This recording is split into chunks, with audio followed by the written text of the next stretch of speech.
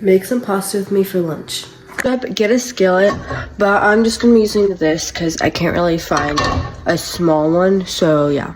Before I put the stuff on the pan, whatever, I am going to be cutting and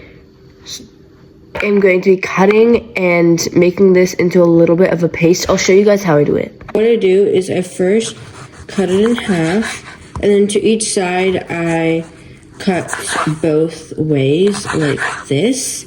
So I'm gonna do the other one. If you're doing it for more people, I recommend doing at least 2 to 3 tomatoes, but it's only me, so I'm only doing 1. This is really quick and easy to make. So now I'm using this to blend in my tomatoes. How it's supposed to look like. Some of the tomato pieces are supposed to be on top. Trust me, put it like that, it'll be so good. Once I got that, I am going to be putting some but I'm going to be using this Italian seasoning, which is all the stuff black pepper. First, you're going to be wanting to smash the garlic piece. I'm putting 2 cloves. I put 1.5. Then I usually like put it in the grinder, but I'm probably just gonna dice them. I think I added way too much, like cut too much garlic, but it should be fine. I'm probably not gonna put all of it in there. Turn on the stove. I'm just gonna sprinkle in some olive oil. I'm gonna put some garlic.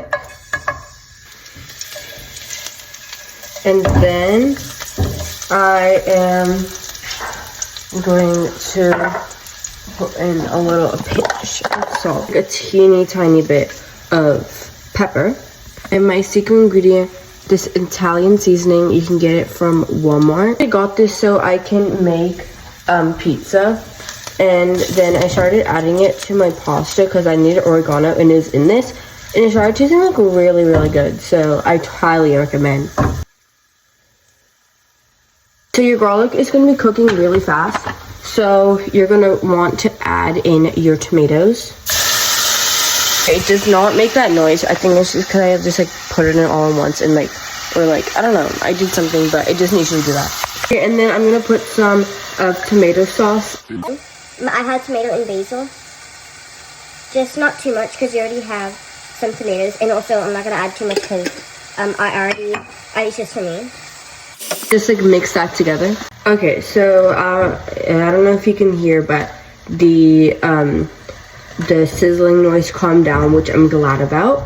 It's probably because they got it out of the fridge. So also, if you're making it for a bigger amount of people, you should put half of the tomato sauce in the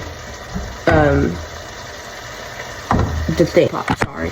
But after that, you're done making the sauce. You should put a cup of water. Since you're usually supposed to put like 2 cups of water, so I'm only gonna put a cup of water for mine. I think you need a little bit more water. Please do put it, but do not put too much, please. And I have some rigatoni pasta. I love rigatoni. Put about like a cup of this, or less, how much you feel, but I think for this recipe I should put around like a cup, or like, yeah.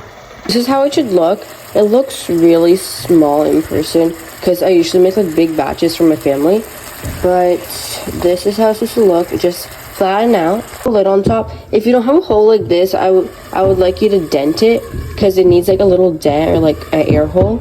So put a 5-minute timer. So after 5 minutes, you have to mix it up, wait another 5 minutes, mix it, and then after that, you can put, it should be done by then.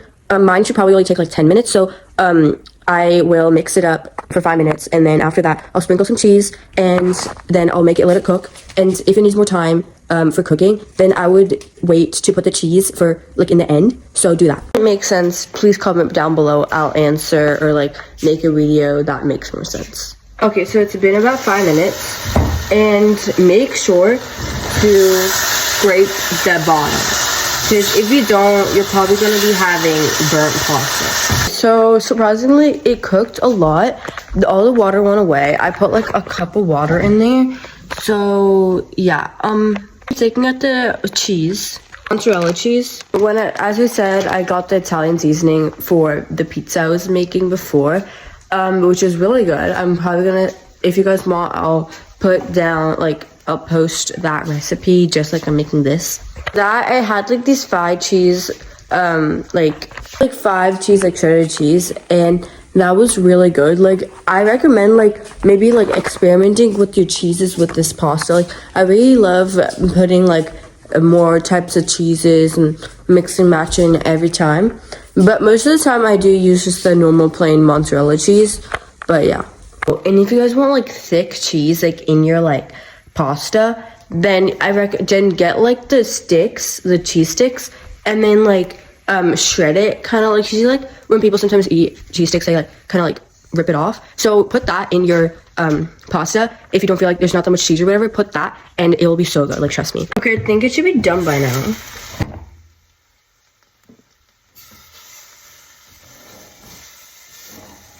And guys, if you guys accidentally touched it without gloves, what I was saying was, please add more water if it sucked all the water from the first batch and you gotta cook more, because if you don't, it's gonna get burnt, like, and have like all these burnt stuff on your pasta. Just cancel out a lot of flavor.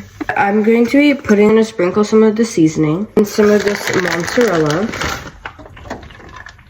Finger hurts. I'm gonna demolish this. I'm gonna put the ingredients and directions down below in the description if you guys want. Yeah, bye.